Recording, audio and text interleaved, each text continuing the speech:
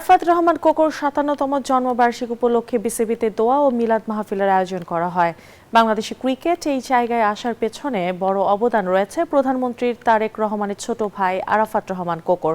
জন্মদিনে তাকে স্মরণ করতে বিসিবিতে আয়োজন করা হয় মিলাদ ও দোয়া মাহফিলের। এমন আয়োজনে উপস্থিত ছিলেন বিসিবির সভাপতি তামিম ইকবাল সহ সভাপতি ফাহিম সিনহা সহ অন্যান্য পরিচালকরা। মিলাদ শেষে গণমাধ্যমের মুখোমুখি হয়ে মিডিয়া কমিটির চেয়ারম্যান কথা বলেন বিভিন্ন বিষয় নিয়ে।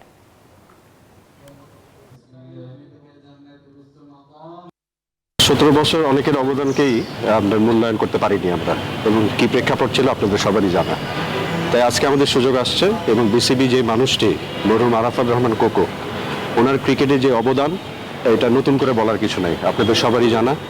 আজকে বিসিবি যে পর্যায়ে আছে, যে পাইপলাইনগুলো উনি তৈরি করে গিয়েছে সেই সময়, যার সুফল কিন্তু আমরা পরে গিয়ে পেয়েছি।